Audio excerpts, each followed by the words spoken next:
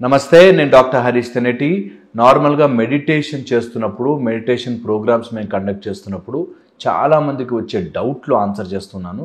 అందులో కొంతమంది నేను ఓవర్వెల్మ్ అయిపోతాను, నాకు చాలా ఎమోషన్స్ కంట్రోల్లో ఉండవు, అప్పుడప్పుడు సడన్గా కోపం వచ్చేస్తుంటుంది, ఇలాంటివన్నీ కూడా మనం మెడిటేషన్ ద్వారా సాల్వ్ చేసుకోవచ్చా అని అడుగుతారు. చాలా ఇంపార్టెంట్ అండి. మనుషులంటేనే ఎమోషన్స్. చాలా తెలియకుండానే మనకి ఎమోషన్స్ మన కంట్రోల్ తప్పిపోయి ఎన్నో రకాల మిస్టేక్స్ మన ఆ చిన్న ఎమోషనల్ ప్రాబ్లం వల్ల చేస్తాం. ఎవరినో ప్రేమించాం, ఆ లిమిట్ తెలియక ఎమోషన్స్లో పడిపోయి తప్పు చేస్తాం. లేకపోతే ఎక్కడో అప్పు కావాల్సి వస్తుంది, అక్కడ వాడు ఎంత చెప్తే అంత 10% 12% అని ఆలోచించకుండా అప్పు తీసుకొచ్చేస్తాం.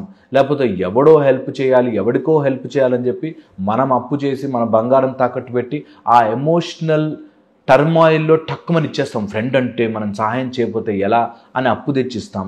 లేకపోతే ఎక్కడో సంతకం పెడతాం, లేకపోతే ఏదో ల్యాండ్ ఎవడో చెప్తే ఇక్కడ డబ్బులు వచ్చేస్తాయంట అనగానే ఎమోషనల్గా ఇన్వాల్వ్ అయిపోయి డబ్బులు పెట్టేస్తాం. ఇలా ఏదో రకంగా ఎమోషన్స్ మనతో ఒక ఆట ఆడుకుని మనని తప్పుదారి పట్టిస్తూ ఉంటాయి. ఇలాంటి ఎమోషనల్ డిస్రెగ్యులేషన్ వల్ల లైఫ్ చాలా కాంప్లికేట్ అయిపోతుంది. ఎవరైతే మెడిటేషన్ చేస్తూ ఉంటారో, మెడిటేషన్స్ రెగ్యులర్గా ప్రాక్టీస్లో ఉంటారో వాళ్ళకి ఎమోషనల్ కంట్రోల్ వస్తుంది. చాలా ఇంపార్టెంట్ అండ్ చాలా ఈజీ కూడా, తొందరగా వచ్చేది ఎమోషనల్ కంట్రోల్. ఈ ఎమోషనల్ కంట్రోల్ వస్తే ఏమవుతుందంటే మీకు మీ ఎమోషన్స్కి ఒక చిన్న సెపరేషన్ ఏర్పడుతుంది. ఏదైనా ప్రాబ్లం వస్తే దాన్ని నేను ఇంత ఫూలిష్గా ఆలోచించకూడదు కదా, ఇలా ఎందుకు ఉంటుంది, ఇంత ఈజీగా డబ్బులు వచ్చేస్తే అందరూ అదే చేస్తారు కదా, ఇంత సెన్స్లెస్ థింగ్ నేను ఎందుకు ఆలోచిస్తున్నాను, ఎవడైనా ప్రేమిస్తే ఓకే పెళ్లి చేసుకుందావా చూసుకోవచ్చు, కానీ ముందే నేను ఎందుకు బయటకు వెళ్తాను, ముందే వాడు బండి మీద తిప్పితే మాత్రం నాకు అది ప్రేమని ఎలా తెలుస్తుంది అనే విచక్షణ వస్తుంది. ఎప్పుడైతే మెడిటేషన్ చేస్తామో ఓ చిన్న ఎమోషన్కి మీకు ఒక చిన్న గ్యాప్ వస్తుంది. మిమ్మల్ని ఈగో వెంటాడదు. ఎప్పుడైతే ఆ ఈగోతో ఆలోచిస్తూ ఉంటామో మీ సెన్స్ మీ కంట్రోల్లో ఉండక తప్పుదారి పట్టే ఛాన్స్ ఉంటుంది. ఎమోషనల్ కంట్రోల్ రావాలి అంటే అసలు ఎమోషన్ ఎక్కడి నుంచి స్టార్ట్ అవుతుంది అన్నది తెలుసుకోవాలి. ఎమోషన్స్ ఎక్కడి నుంచి స్టార్ట్ అవుతుంది అని తెలియాలంటే మీకు ఆ ఎమోషన్కి కావాల్సిన ఫీలింగ్ తెలియాలి. ఈ ఎమోషన్కి కావాల్సిన ఫీలింగ్ తెలియాలి అంటే ఈ ఫీలింగ్కి ఇస్తున్న సెన్సరీ స్టిమ్యులేషన్ తెలియాలి. ఆ సెన్సరీ స్టిమ్యులేషన్ తెలియాలంటే వాటికి వస్తున్న డేటా తెలియాలి. ఆ డేటా తెలియాలి అంటే మీకు అంతకు ముందుగా మీ మైండ్లో ఉన్న కండిషన్స్ తెలియాలి. ఈ మైండ్ ఆర్ మెంటల్ కండిషనింగ్ తెలియాలి అంటే మీకు మీ పాస్ట్ నుంచి వస్తున్న ప్యాటర్న్స్ తెలియాలి. ఈ ప్యాటర్న్స్ తెలుసుకోవాలి అంటే మెడిటేషన్లో క్విక్గా మీరు తెలుసుకోవచ్చు. ఈ రెగ్యులేటరీ ప్యాటర్న్స్ని మీరు తెలుసుకోవాలి అంటే it will take time. But సాధనా మార్గంలోకి వెళ్ళి మెడిటేషన్ ప్రాక్టీస్ చేయడం స్టార్ట్ చేస్తే ఆటోమేటిక్గా మీరు తొందరగా ఈ ఎమోషనల్ డిస్రెగ్యులేషన్ నుంచి ఈ ప్యాటర్న్ అర్థం చేసుకుని అన్నిటికీ ఇంత ఓవర్గా నేను ఎందుకు రియాక్ట్ అవుతున్నాను, అన్నిటికీ నేను ఎందుకు ఇంత ఎమోషనల్లీ వీక్ అయిపోతున్నాను, నేను స్ట్రాంగ్ అవ్వచ్చు అన్న విషయం మీకు తెలుస్తుంది. మన శరీరంలోనే ఎన్నో రకాల ఎనర్జీ సెంటర్స్ ఉంటాయి. ఆ ఎనర్జీ సెంటర్స్ మనం యాక్టివేట్ చేసుకుంటే, ముఖ్యంగా 7 చక్రాలని చెప్తారు కానీ నిజానికి 12 ఇంకా లక్షల్లో మైక్రో మినీ చక్రాస్ ఉంటాయి మన శరీరంలో. అలాంటి చక్రాస్ని మనం కరెక్ట్గా ప్రాసెస్ చేసుకుంటే తెలియకుండానే మన బాడీలో మనకు ఎమోషనల్ కంట్రోల్ వస్తుంది. పిచ్చి పిచ్చి ఆలోచన నుంచి బయటపడతాం. అన్నిటికీ ఓవర్గా రియాక్ట్ అయిపోం. అన్నిటికీ ఏదో జరిగిపోతుంది అనే వరిలోకి వెళ్ళిపోం. ఓకే, సో అందుకని ఎమోషనల్ కంట్రోల్ మెడిటేటర్స్కి చాలా బెటర్ కంట్రోల్లోకి వస్తుంది. ఓకే, దీంతోపాటు ఒకవేళ ఎమోషనల్ డిస్రెగ్యులేషన్ ఉండి ఏదైనా సమస్యల్లోకి వెళ్ళిపోయి ఉంటే ఈ మెడిటేషన్ చేయడం ద్వారా మీకు ఆ సమస్యలకి దారి దొరుకుతుంది అండ్ మెథడ్ తెలుస్తుంది, బయటకు ఎలా పడాలి, ఈ సమస్య నుంచి నేను బయటకు ఎలా రావాలి అనే విషయం మనకి ఎమోషనల్ కంట్రోల్ ద్వారా తెలుస్తుంది. ఎమోషనల్ డిస్రెగ్యులేషన్ నుండి ఎంతమంది వాళ్ళ జీవితాల్లో తేరుకోలేని తప్పులు చేస్తారో అందులోకి ఇంకా పడిపోతూనే ఉంటారు, బయటకు రాలేరు. అలాంటి వాళ్ళకు కూడా మెడిటేషన్ చాలా చాలా హెల్ప్ చేస్తుంది. కొంతమందికి ఎమోషనల్ ప్రాబ్లం ఉండి ఫ్యామిలీని దూరం చేసుకుని, రిలేటివ్స్ని దూరం చేసుకుని బానిసలుగా డ్రగ్స్, ఆల్కహాల్, సిగరెట్ లేకపోతే పాన్ ఇట్లాంటి వాటికి ఎడిక్ట్ అయిపోతూ ఉంటారు. ఈ ఎడిక్షన్స్ నుంచి కూడా మెల్లగా మెడిటేషన్ ద్వారా బయటికి రావచ్చు. మెడిటేషన్ చేస్తే ఏంటంటే ఇన్ని రోజులు నా సెన్సేషన్ బయట ఉంది, మెడిటేషన్ చేయడం స్టార్ట్ చేశాక నా సెన్సేషన్ నా లోపలికి వస్తుంది. నా ఆలోచనని ఇన్ని రోజులు బయటకు తిప్పాను. వాడెవడో బాగుంటే బాగుండు, వీడెవడో బాగుంటే బాగుండు, నాకు సిగరెట్ వస్తే బాగుండు, డ్రగ్ వస్తే బాగుండు, ఇదేదో జరిగితే బాగుండు, బయట నుంచి ఏదో సుఖం కావాలి అని కోరుకున్నది సడన్గా కళ్ళు మూసుకుని లోపలికి వెళితే నా లోపల ఇంత ప్రపంచం ఉందా అనే ఒక అద్భుతమైన ఫీలింగ్ వస్తుంది. ఒకసారి ఈ ప్రపంచాన్ని అర్థం చేసుకోవడం స్టార్ట్ చేస్తే నేను అనే ఈ శక్తిని ఎవరి మీద డిపెండ్ అవ్వకుండా ఆనందాన్ని పొందొచ్చు అనే సత్యము తెలుస్తుంది. ఎప్పుడైతే ఈ సత్యం తెలుసుకుంటామో అబ్నార్మల్గా మన బాడీలో చేంజ్ వచ్చేస్తుంది. అసలు ఇంత బ్యూటిఫుల్ చేంజ్ ఇంత సడన్గా ఎలా రాగలుగుతుంది అంటే కేవలం మెడిటేషన్ వల్లే. నేను చెప్పే మాట కాదు, ఎంతమందో ఋషులు, మునులు, శ్రీకృష్ణ పరమాత్ముడు కూడా చెప్పాడు, నీ లోపలికి తిరిగి ఎప్పుడైతే యోగము చేస్తావో, ఎప్పుడైతే ధ్యాస నీ లోపలికి తిప్పుతావో అప్పుడే నీ లైఫ్ ముందుకు వెళుతుంది, నువ్వు జీవితాన్ని జీవిస్తావు అని చెప్తారు. అందుకని if you want to live your life, live it inside you. నీ లోపల చెక్ చేయి. ఎవడో అన్న మాట, ఆ మాట తరంగములా మారి నీ లోపలికి వచ్చి నిన్ను ఇబ్బంది పెడుతోంది. నీ లోపలికి వచ్చి ఎవరో మీ ఇంట్లోకి రాయి విసిరారు అనుకుందాం, ఆ రాయి తీసి నువ్వు తలకి కొట్టుకుంటే తప్పు నీది కదా.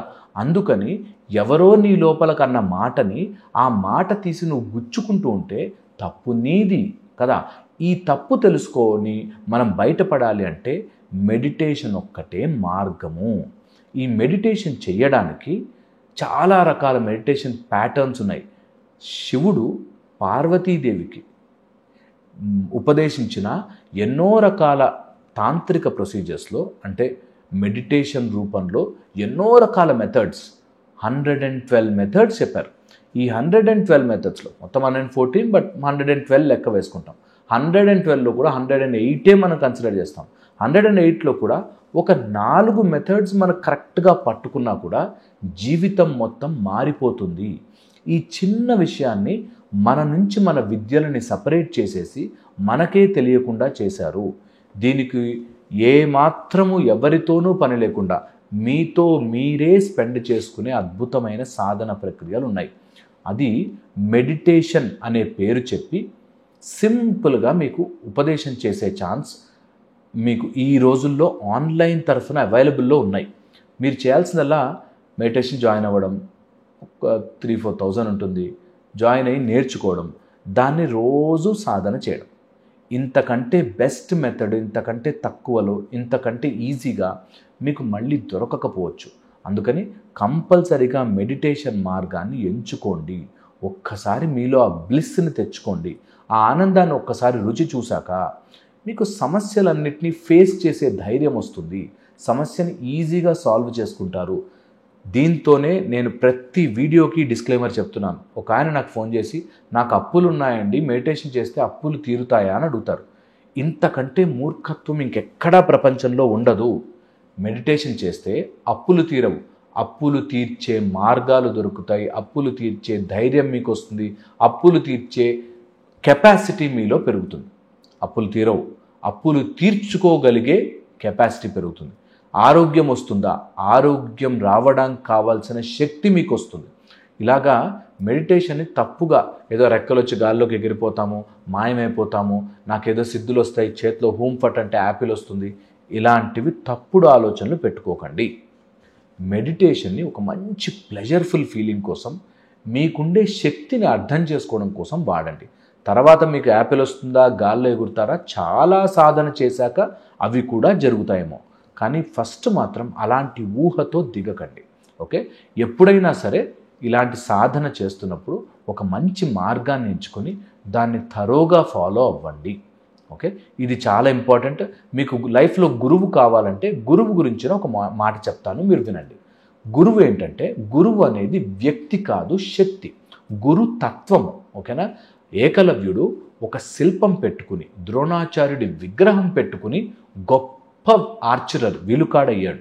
మీరు చేయాల్సింది, అర్థం చేసుకోవాల్సింది అంటే, గురువు అనేది ఒక వ్యక్తిలో ఉండడు. గురువు అనేది ఒక శక్తి. ఎప్పుడైతే మీరు సాధన చేస్తూ వెళతారో మీకు గురువు ఆటోమేటిక్గా ప్రత్యక్షమవుతాడు. మీకు ఇవ్వాల్సినవన్నీ ఇచ్చి వెళతాడు, మీకు ఇవ్వాల్సిన మార్గం ఇస్తాడు.